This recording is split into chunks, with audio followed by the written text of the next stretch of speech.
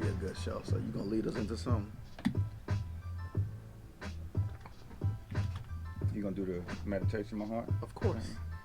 And I got the That's a intro. standard.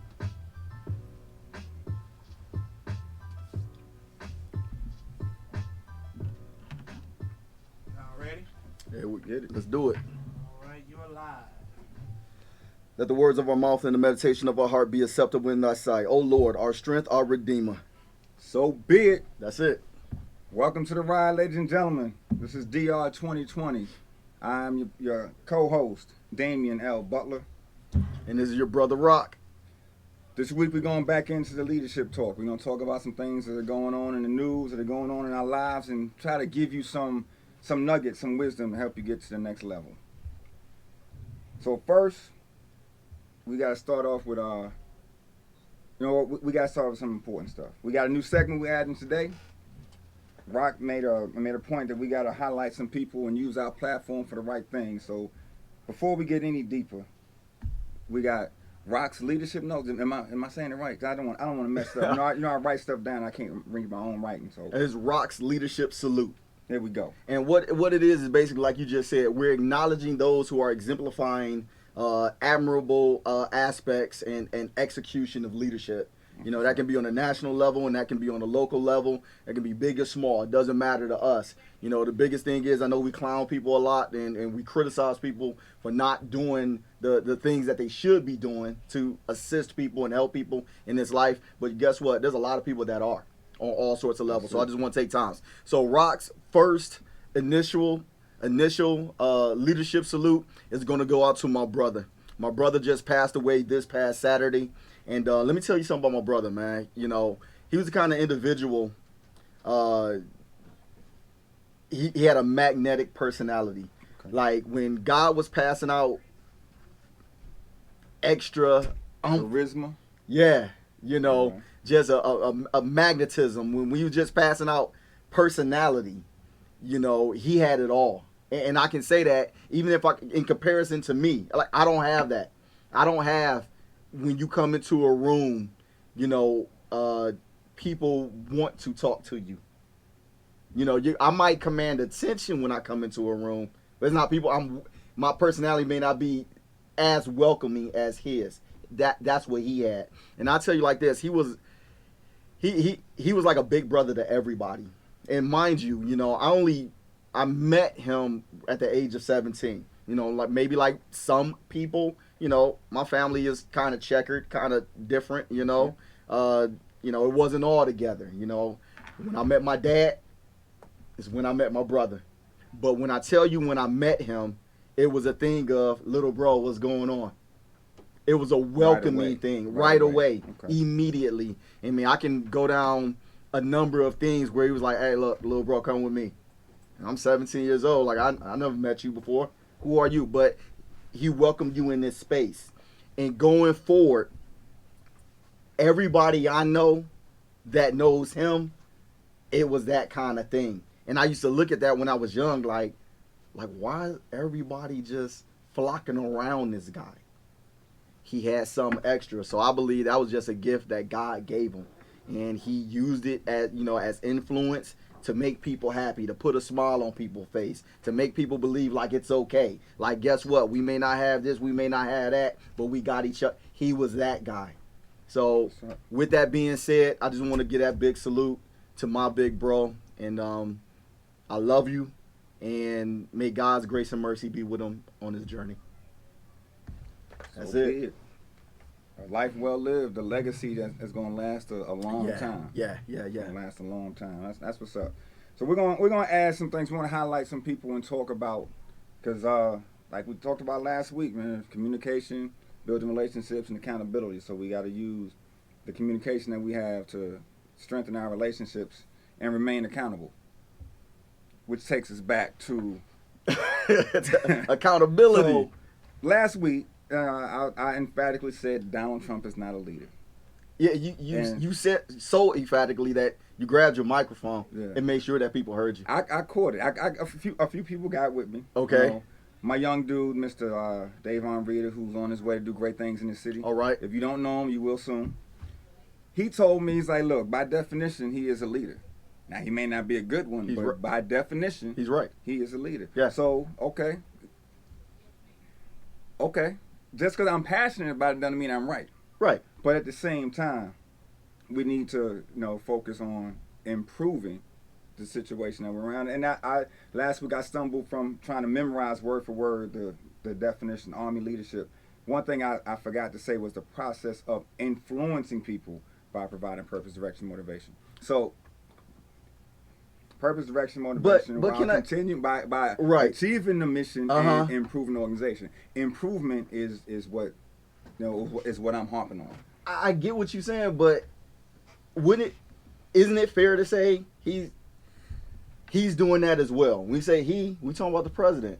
He's doing that exact same thing. He may not be doing it for all people, but for the people that he's leading. For the people who desire his leadership and the people who want to go in the direction in which he's trying to push this country into, purpose, motivation, direction, guidance, counsel, it's all the same thing. What you're saying, though, I know you got the turned up look in your face like somebody squeezed some lemon juice on you, but what I'm saying is, just because he's not doing it in the manner in which we would want him to do it, or in the manner in which we universally would say that's a great leader. You see what I mean? He still checks the box. He checks the box of this is what I'm doing. So I mean, because if that's the case, we got to exclude Hitler off a list of being a leader. He led up a Nazi army. I mean, yeah, that's a good point, because I actually had to give a student an A for the Hitler. She did the research. She put I get it, but I wasn't alive then. For us. I wasn't alive when Hitler was tearing up the world. So part of it is selfishness, where it didn't affect me, but it affects me more now. Right. And we have to teach. As we teach people to lead and to make a difference in the world. What kind of difference do you want to make? And that's my sticking point. I like that. What kind of difference do you want to make? And you're so adamant about leadership, because we know quite a few people that are leaders in their own right, and you stick out amongst them. Like, I got to do this. Like, I got to do this. I got to teach. So no, continue to feed us. I just wanted to jump in it just as a point of order. Not that you were wrong and you ain't know it. It is by definition, yes, but. The improve the organization is the sticking point for me. That's the point that's like, did you make it better? I mean, as a soldier, as an airman, as a young person, I always had, my bosses, my supervisors, leave the situation better than you found it. Okay. So if you come in and you didn't leave the paper and the trash on the floor, but it's not supposed to be, pick it up, put it in the trash can on your way out. Right. Leave the situation better than the way you found it. And I just don't see it. I don't see that happening. And the whole thing about exclusion, it bothers me. That's a good point. That's a real good point. I used to say a lot that the president does not affect my day-to-day life, and he still doesn't. But because I'm focused now on trying to develop leaders, and I'm doing it outside of the military, because for a long time, over 20 years, right? Right. 2020, over 20 years in the military, I had to do it a certain way. Right. And I didn't really care who the president was, because it didn't change my day. I had to get up. I had to provide for my family. I had to go to work. I still have to do that, but now I have more of an opinion. Right. And it's like, you really, this is wrong. You can't treat people like that. You can't go and call people names, and when somebody does it to you, you cry foul. Well, let me ask the question like this to kind of maybe fast forward and let's set an objective. All right. So if we're not content, happy, elated about the current leadership as it starts from the president and stems down, because he got a cabinet, he has followers. And a lot of his followers, let's be clear, they are servants in the community. These are taxpayers, that some are very well clergy. Some of them may be sitting in the pew next to you. Some of them just very well work at the grocery. They're taxpayers. They're citizens. They're Americans. Yeah. So these people are around us. So my thing is, what is our agenda, and what do we do to build the counter? So what leaders how do we go about with what you and I know to create the leader for the future that is opposite of what we're seeing now? Because I say that because this is spawning something. This type of presidency is spawning other believers. So if people like you and I don't recreate ourselves and make people now I'm like this in a realistic way, because you and I, we never took any assignment where we didn't know all the intelligence about what was, and we without knowing what our mission was. We didn't say, oh well, yeah, Iraq, we're just going over there. Going over there for what? As a matter of fact, I heard they blowing people up.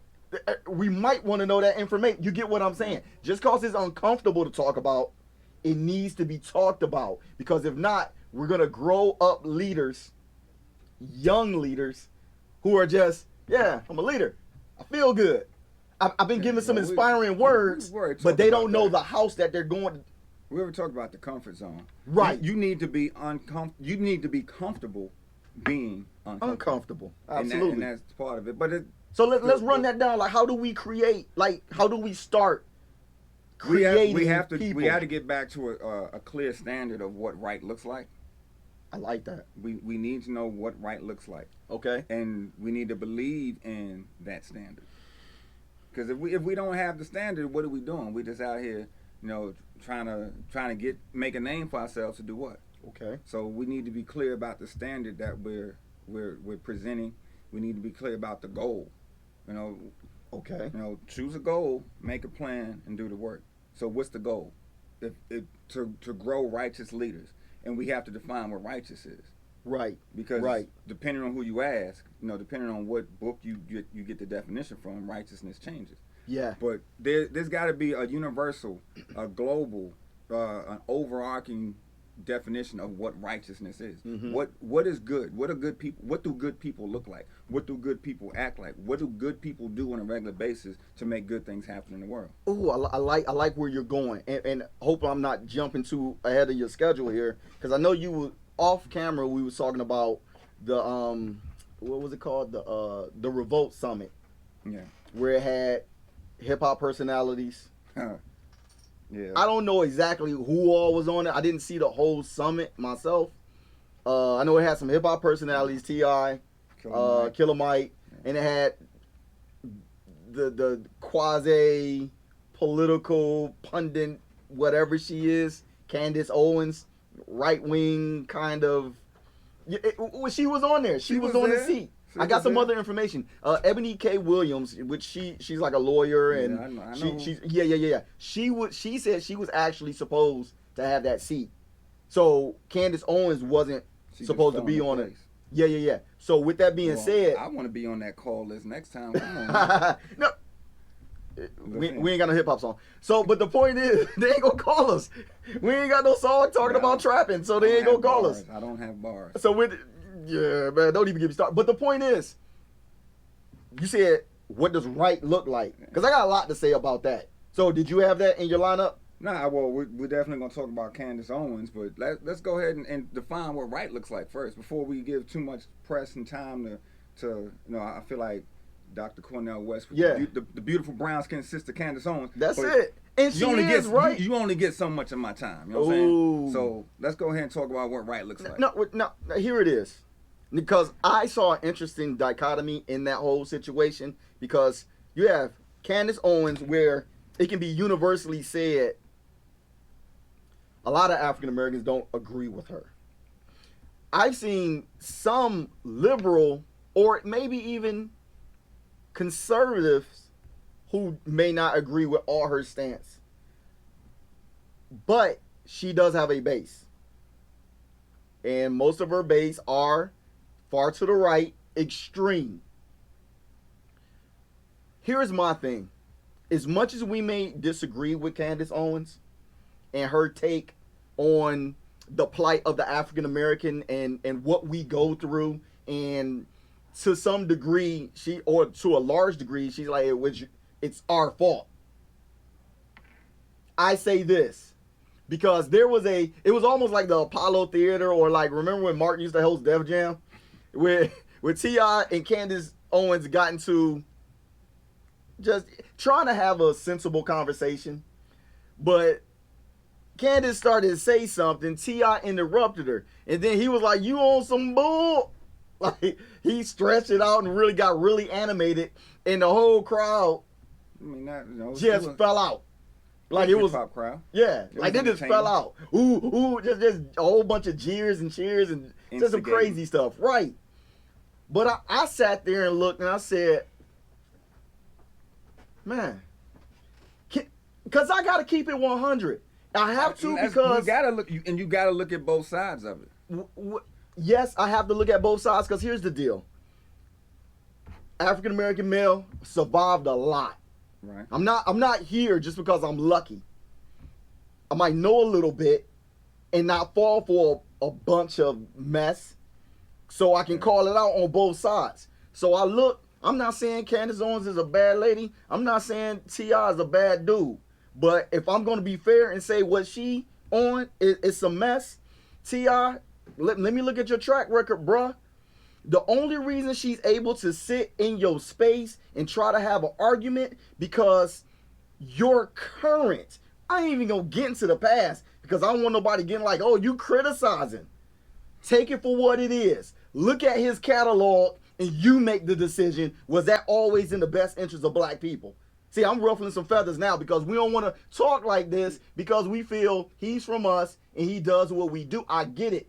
But take his current position and stance on a lot of things. Still, even this current T.I., at the age that he is, doing the philanthropy that he does, you still promote a culture that is not conducive and beneficial to the African American population. Define trapping on any given day. That's true. There is nothing positive that's beneficial to that, unless you just somebody who wants to be settled and steadfast and don't want to move out of the hood. That's the only thing trapping is working for. And so in the words, that is an affirmative, positive, truthful statement. Thank you. So, but what I'm saying is that's why she can sit in your face and say the things she say, because you encourage a culture that's ready to sell drugs. You encourage a culture that's ready to kill at a moment's notice. You encourage this culture.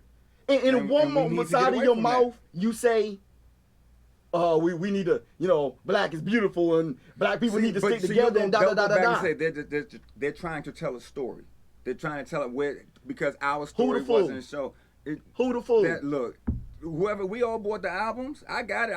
If I could find my iPod, I got the old T.I. You said old. What you said. I was getting ready to ask you, like, how old was you when you did? Come on, man. Everybody has a past, but we go back and we gotta look at the same thing. But you remember, I ain't say nothing about the past. I didn't say nothing about his past. My thing is, what did I say? I said the current thing is state there is of T.I.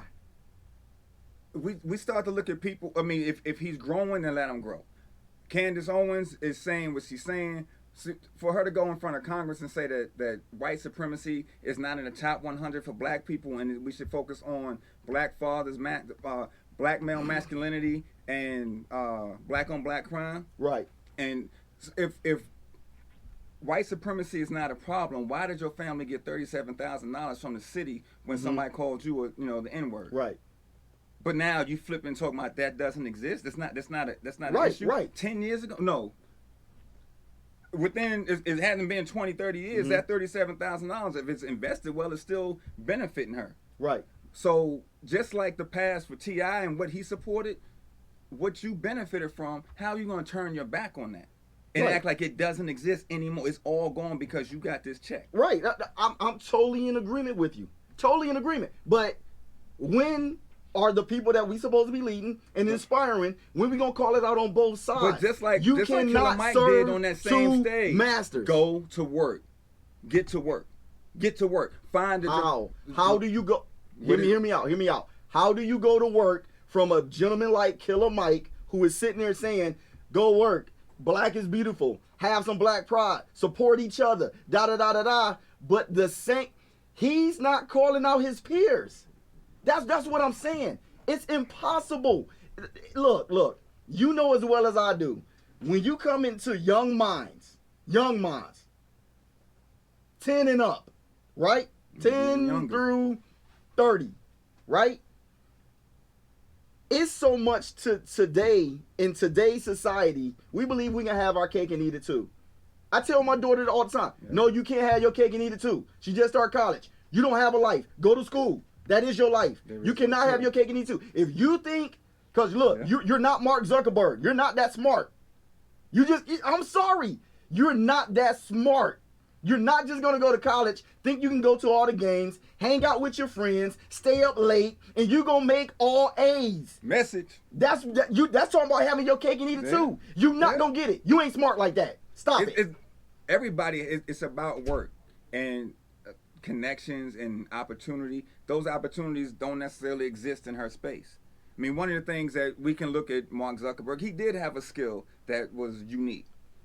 Not only did he have a skill, he had a network. Well, if the movie is somewhat true, and I know how movies can be. I mean, they spinning up a little bit, but he still was exposed to Napster. He was a killer.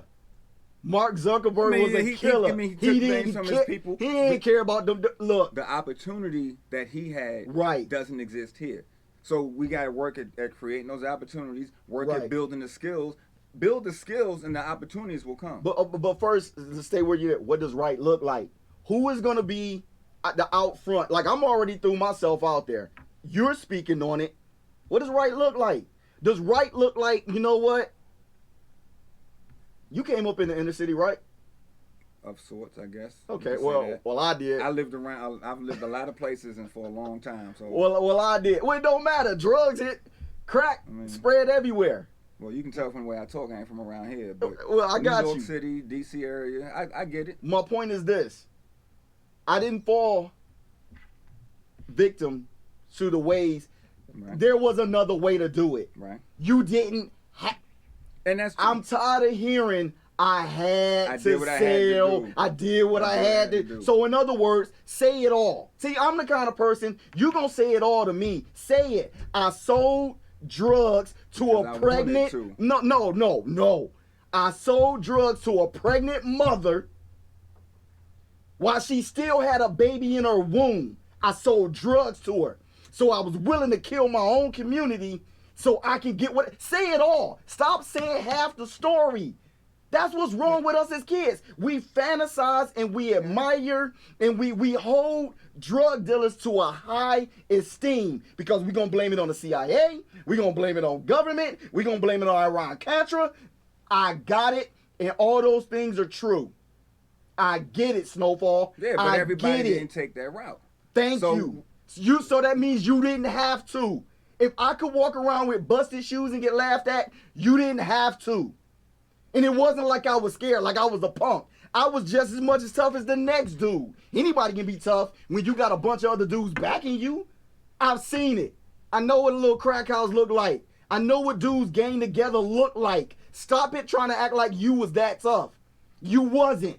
You chose a course of life that destroyed the black community. You made money off of it, and with the other side of your mouth, you want to sit there and say, black culture, black pride, and then you still pumping up the same system that tore your own people down. So what I'm saying, what does right look like? So you can get mad at me all you want to. I'm used to people being mad at me. I can go home right now. My family probably mad at me. I'm good. But I'm not going to sacrifice what right look like. So, because guess what? We're not going to build leaders if they don't understand that. True, but I'm not gonna let you call me out on some BS with you doing what you want to do.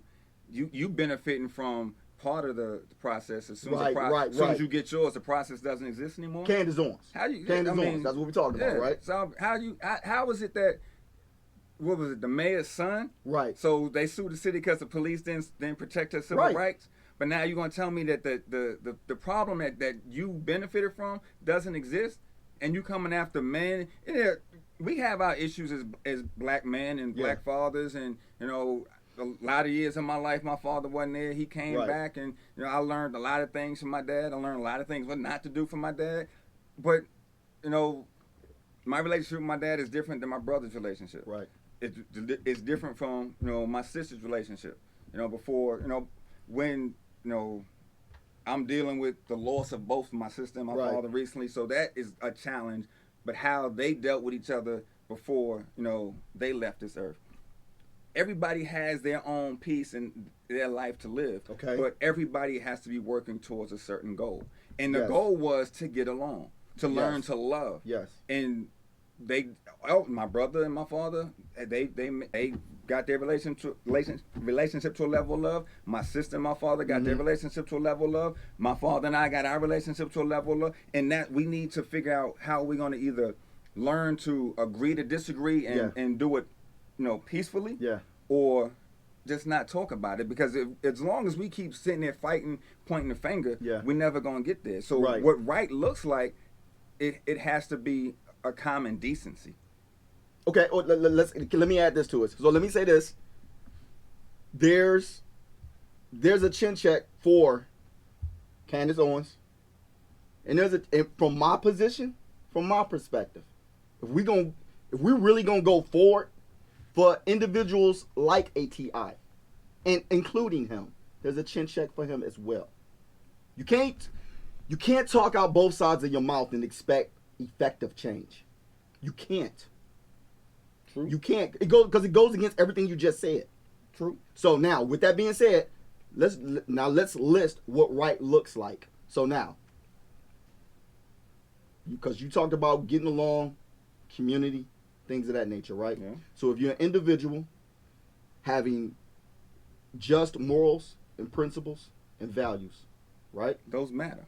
Those matter. Now, I know a lot of people will try to give me some kickback on that and say, well, everybody wasn't taught that. Well, that's why we're here. We the mentors you didn't know you had. Thank you. So now, with that being said, let's get some of those. To the best of our ability, let's be citizens amongst each other in our neighborhoods. Let's treat the golden rule in my life. Yeah. Do unto others as you will have them do unto you. That's it. That's the golden rule I live by. My kids dealing with something.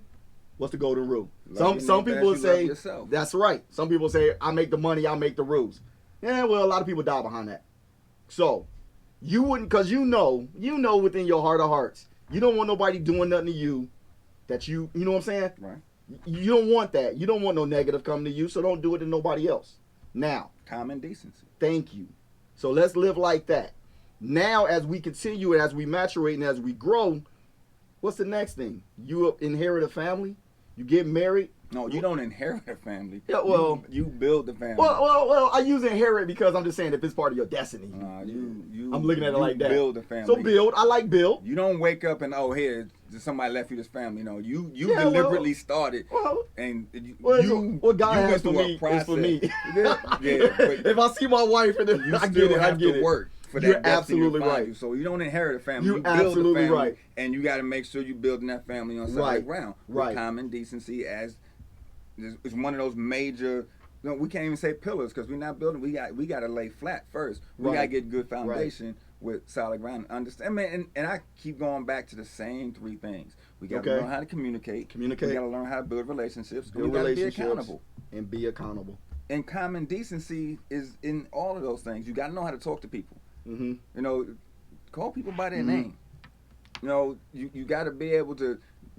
Relationship is give and take. You give me something, you do something for me, I do something for you, and the process goes on. Right. Perpetual motion, right? And then you got to be accountable to, because you've done something for me, I need to make sure that I have an opportunity to help you out when the time comes. Because we all need some help sometimes. Right. So we need to get to that place where it's not, I think we're very selfish, and everybody just wants is me. Okay. And well, self-preservation is the mighty motivator for all life forms. Right. Self-preservation. So let's go to psychology 101 and talk about Maslow and the hierarchy of needs. We got this triangle with security, food, love, and then I'm the best me I can be. So you can't get to the top without other people. And when you treat people like crap, you lose people. And you may have your small little clique, but y'all are gonna start dying off. But what about the vice versa? What do you mean vice versa? What about when people treat you like crap? Well, you learn, you get wisdom through going through the process. You understand it. But let me pause there though, because I am a advocate for, because many of us have faced hardship, right, unjustly. When you going through, and hell, I think keep going. I understand that, but I think that's one of them conversations we got to slow up on though, because I'm gonna tell you why. Because what we just said, one of the things I grew up in the inner city of Detroit, like all the way through. You say you grew up in various areas, so that could be the inner city, that could be the suburbs, that could be the rural country. I don't know. I didn't grow up in the country. So it wasn't part of no rural country. Say what you want to say. I mean, New York City, Queens, and then we left. My mother was like, we're leaving Queens because my sons are not going to jail. Right. So we packed up and we got in my cousin's van. Yeah. And he drove us to D.C. Okay. We got to D.C. and there was still some, of mischief course, to get into. DC. Yeah. So we lived all over the D.C. We lived in D.C. for a minute. Right. We lived in Montgomery County. We lived in Prince George's County. I mean, we live all over the place. Shout out Prince George. I got some folk up that way. It is what it is. Yeah. But it may not mean the school's a school. No. And I'm not knocking it by far. All I'm saying is the differences of upbringing or environment. So what I'm saying is there are some environments. It's like geology, okay? Some environments are harsher than others. Right. That's just a fact. Right. The Sahara Desert. There's still good things that come out of Sahara Desert. No, You're you're absolutely right. But what I'm saying is, a lot of times, because say, because I don't know all your hardships, and I'm just having conversation right now. A lot of times, what we do, I use my wife and I, for instance. I use that example. My wife grew up in the rural South. Okay. She had hardships. Like I said, we all have. Yeah. Her situation of upbringing, and I'm not just talking about parent rearing. That's part of it. But the environment itself, makes a difference. The people, hers was it was different from mine in the sense of, I don't think she had to worry about serious danger on a day-to-day basis. In the manner of danger that I had to really be aware of coming up in on a day-to-day when they say basis. Black men are endangered species? Yes. Watch this. I ain't talking about just, I'm in my 20s and this danger. I ain't talking about as a teenager. I'm talking about as a kid. Mm-hmm. As a elementary school. Yeah. It's a different thing. And then add in all the other factors. Family, friends, neighborhood people. Some of us have faced some atrocities that was deeply scarring. So I get it. I like what you say. When you're going through hell, keep going and go through it. But I'm telling you, some people's walk through hell is much longer than others. And I think what we do, I know for my wife, her adjustment with me, it's an adjustment. She just shake her head like, poor thing. Like, I don't know nothing. I hear you. But you don't throw any of that stuff away, and you have to take all that into how you got here. Right. But I have the person I'm dealing with now has all this stuff in the past. Now we may not want to look at all that stuff, but all that stuff plays a part into where we are. Right, now. But I have to halt her for a little bit so she's not as quick to say, kind of like, get over it, just deal with it. Like da.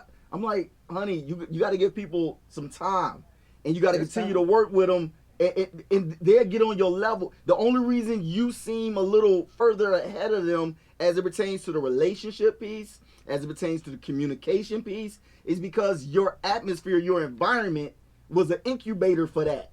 Yeah. And theirs wasn't. But to be an introvert was their thing. That was a survival mechanism. So just be mindful of how quick you try, get out there. Go do it. Everybody has to work. Right. Everybody's work is not the same.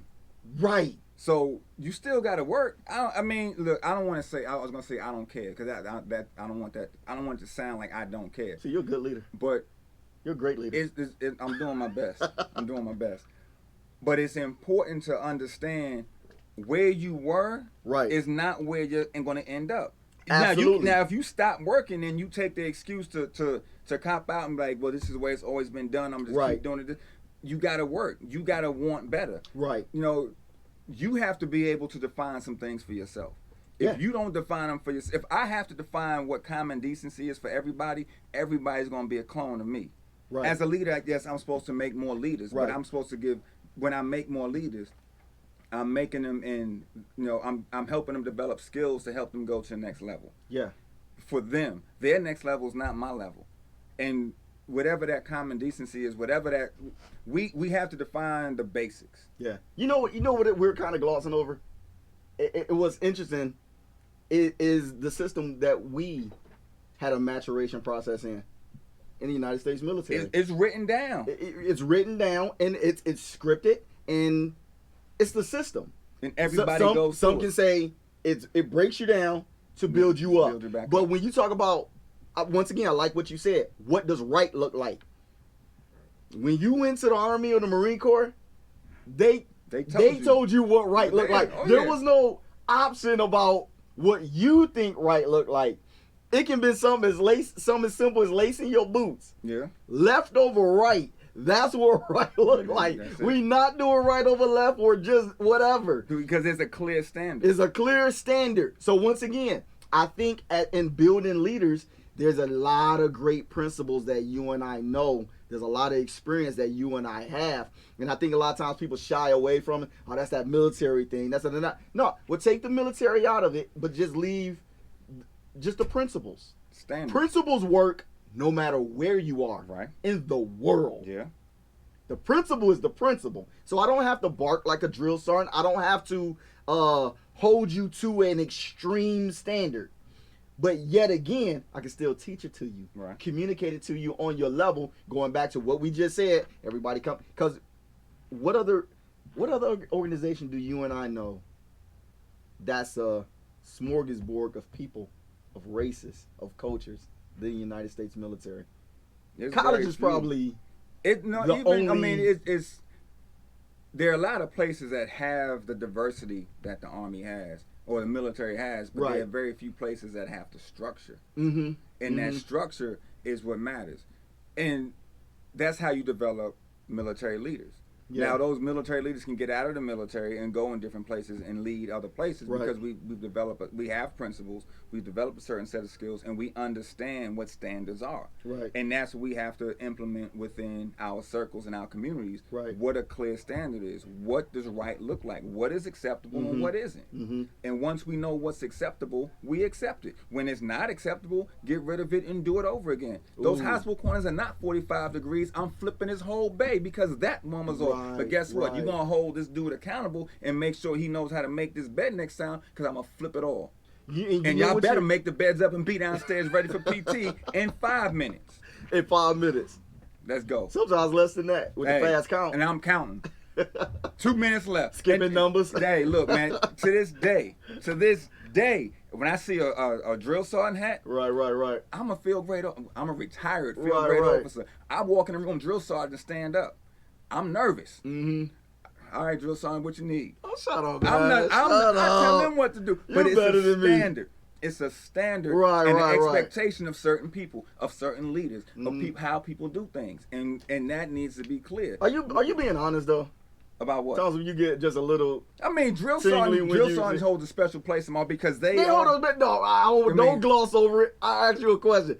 Well, do you still feel slightly intimidated? No. If you, then why you say it then? Because, man, it's a shock factor. Man, get out of here, man. Because I was about to say, I'm retired. When I was in training, when I was in training, the Army ain't got no authority over me. Right. But we understand the principle though. Even still, he knows that. But there's a standard of respect. But he carried that swagger though. So hey, Sergeant Major, what you need? Got you. He's Sergeant Major. 9 out of 10, he working up under a light colonel. So I mean, he has ain't, a certain he ain't amount gotta of flex nothing because he already know the authority in which I come in, and the confidence is already there. Right. And that's been instilled in him but through let me say the this. standards and the principles that he has. And he or she should wear it well. Right. We do say they should wear it well. Well, I was gonna say this. It was just saying, for some reason, like I said, I was just an issue. I don't know if it was the Detroit in me. When I was in training, I was like, I really ain't had no kind of fear of them dudes. I don't think it was.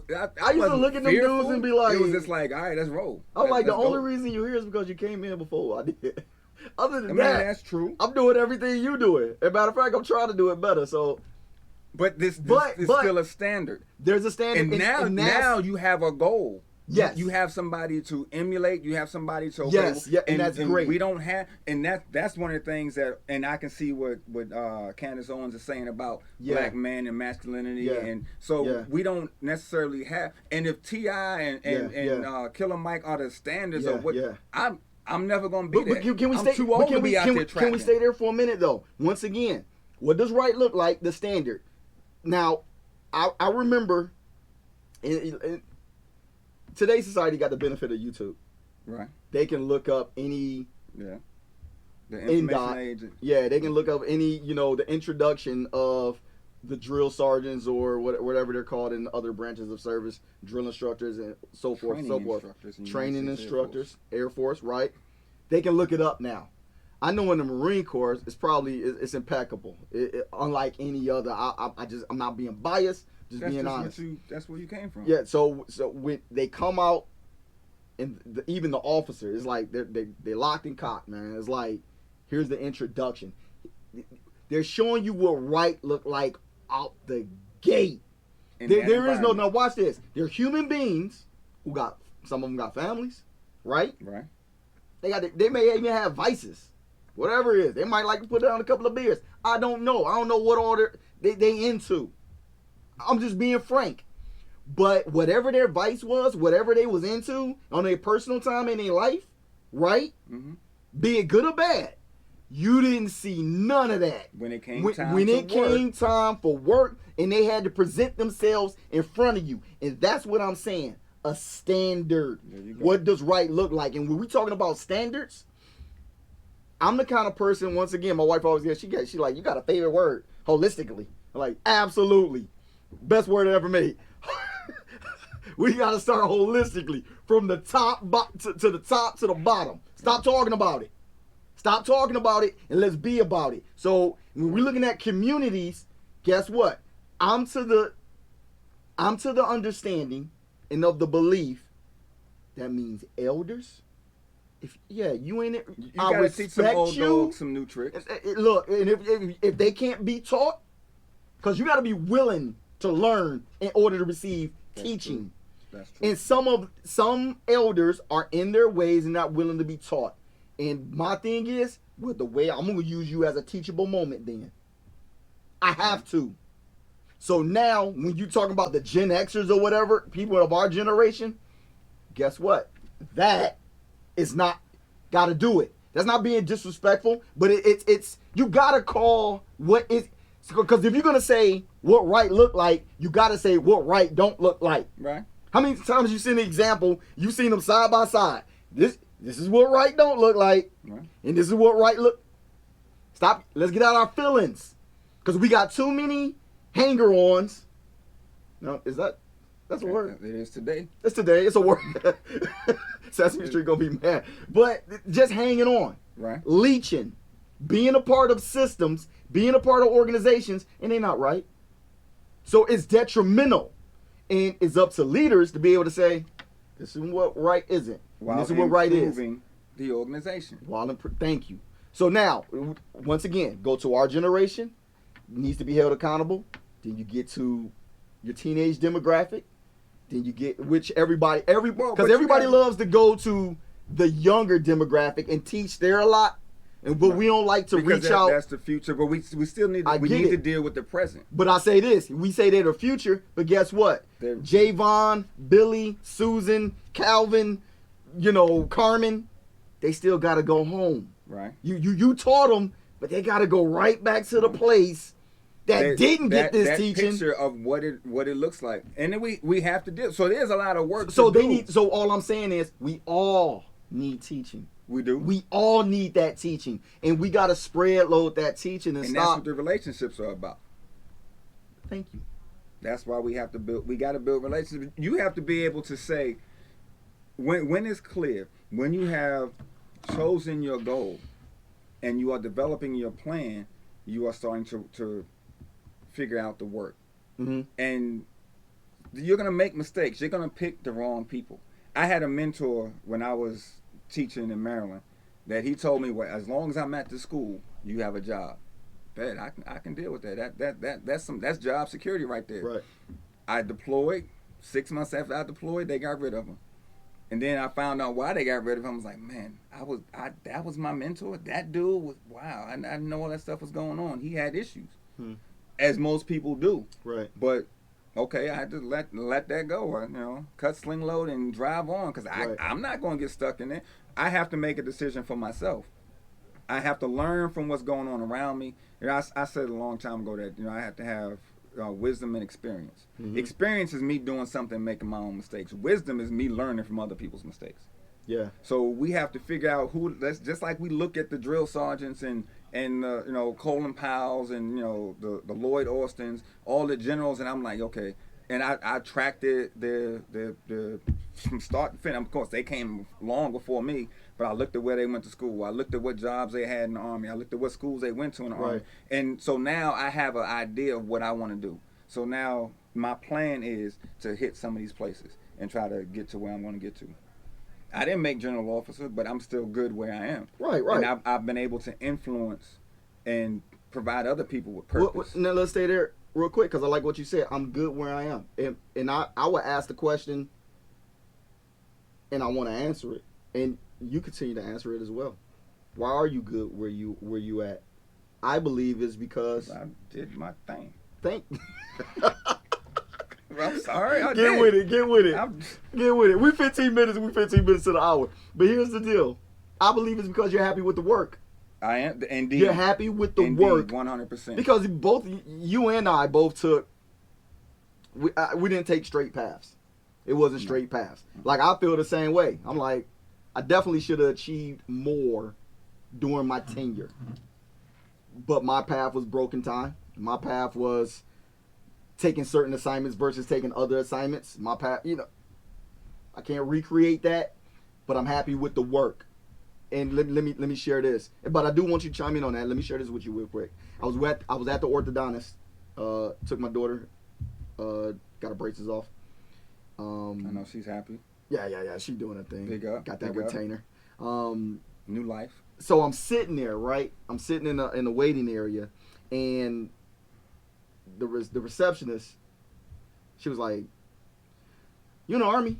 I was like, "No, not anymore." She was like, "Were you a recruiter?" I'm like, "Yeah, I was."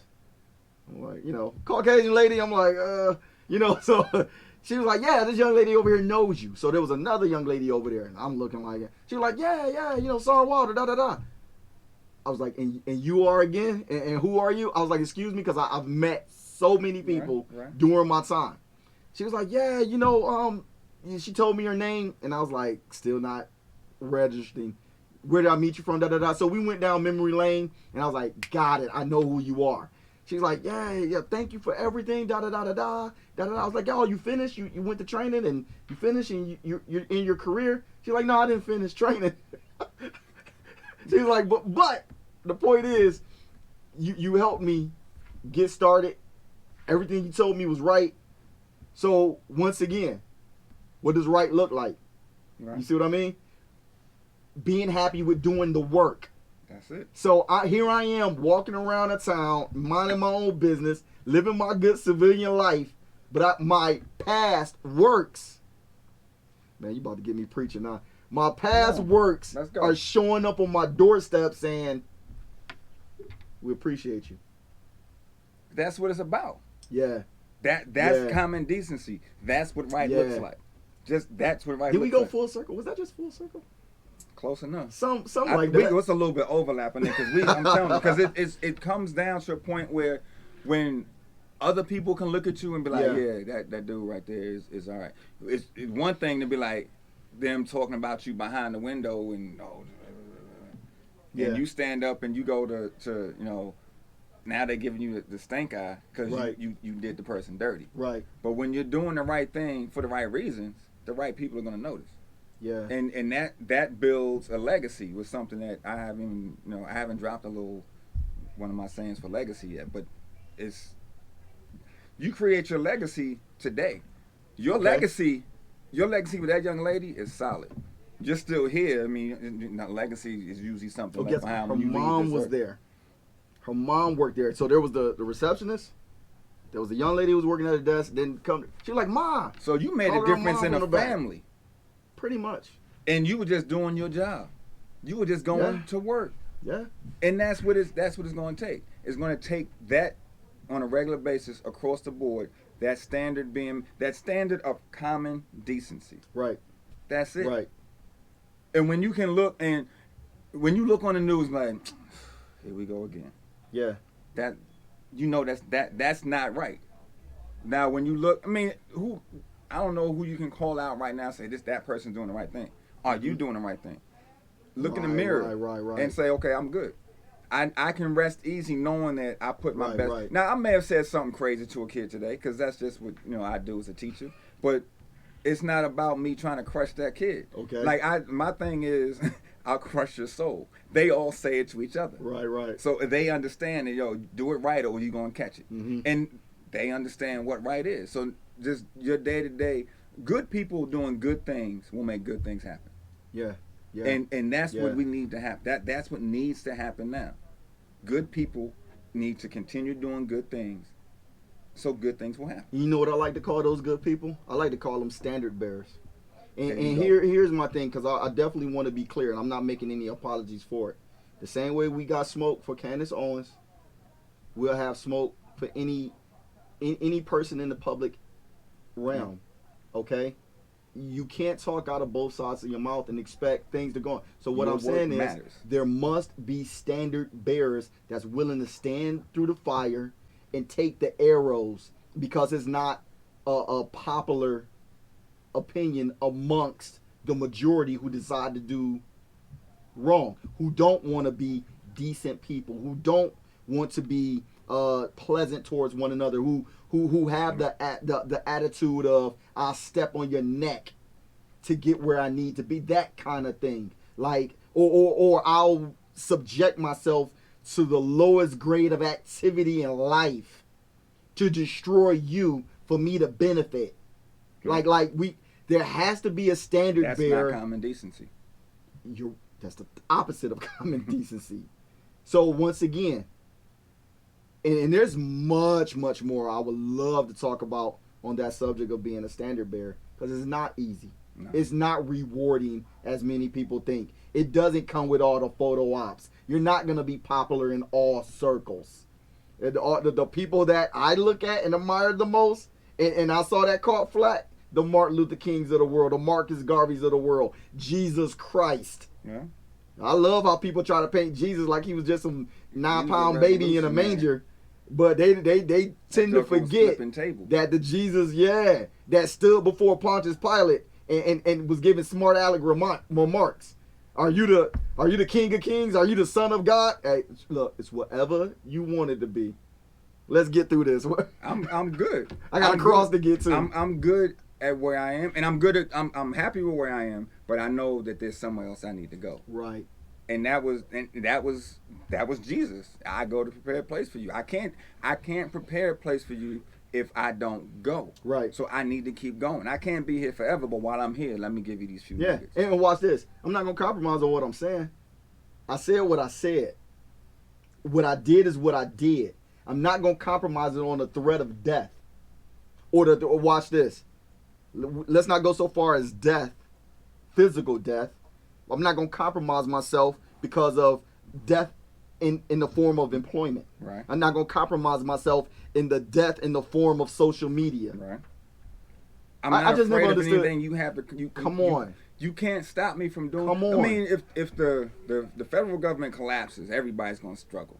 Everybody. It's not just me. It's not just everybody's gonna struggle. Everybody. So I know that I'm working and I'm putting things in place where I'm gonna be good. Yeah. And if I can multiply that in 2-3 people, yeah. Well, I've done it I'm doing it in 2. Yeah. And my wife and I are working to make sure those 2 are good. But come on, man. Whoa. And who are those 2? My children. Thank you. That has to be said. That has to be said, bro. All right, we got 5 to the hour, man. We done ran this thing, and we got to get that iron supplement in. We ain't got to do it right now. We ain't got to do it right now. The iron. So I got a few things that need to come out of this, and an iron supplement just lines right up to what we were just talking about. Let's do it. I mean, that as iron sharpens iron, so do men sharpen one another. My iron supplement today is about preparation. Okay. You got to prepare. Just like we're talking about doing the work, I talk about my 3 steps to success. Choose a goal, make a plan, do the work. So as you're planning, you're preparing yourself for the work. And I have a couple of mantras that I say, and I say them all the time. If you fail to plan, you're planning to fail. If you don't look forward and figure out what's coming next, when it gets there, you're not going to know how to deal with it. You have to plan and prepare yourself for what's coming after today. Work hard today, but always take time to plan for what's next. People that don't have a plan, no, have a plan. Have an idea of what you want it to look like. Because when it comes, if it doesn't look like that, you have a way to maneuver it. Because if you don't know what success looks like, how do you know when you're successful? If you fail to plan, you're planning to fail. Another one I like is proper planning prevents pitifully poor performance. Pitifully can be a whole bunch of different words. You know why I'm laughing. But we're gonna use pitifully poor. Proper planning prevents pitifully poor performance. When you prepare for what's next, you're gonna be okay. You plan for the best. What is it? Expect the worst. Expect the best. Plan for the worst. Mm-hmm. Plan. And this is one I found recently that I like it. I said it to my students today. They were like, "Man, I've never heard anything like that." When it is time to perform, the time to prepare has passed. When it's time to get to work, you can't be like, "Oh, let me sharpen my pencil." No, man, it's test time. You losing quality minutes on the SAT because you did not prepare. When it's time to perform, the time to prepare has passed. Prepare yourself for what's coming. Don't get on the chill mode. Don't get comfortable. Prepare for what's coming. Today's iron supplement, prepare yourself. That's it. I love it. Hey, look, we had a great time today. Good leadership talks. Hey, be prepared for more. Make sure you follow the IG page, follow our Twitter page, DR, the word 20, the number 20. That's the IG, DR _ the word 20, the number 20 is the Twitter page. And every Thursday between 5 and 6 Eastern Standard Time, drive time hours, we're going to be here live. Check us out on the podcast, released every Tuesday. All right, it's your brother Rock. It's your man Damien L. Butler. And we are DR 2020, and we out. See ya. Wrap up. That was good.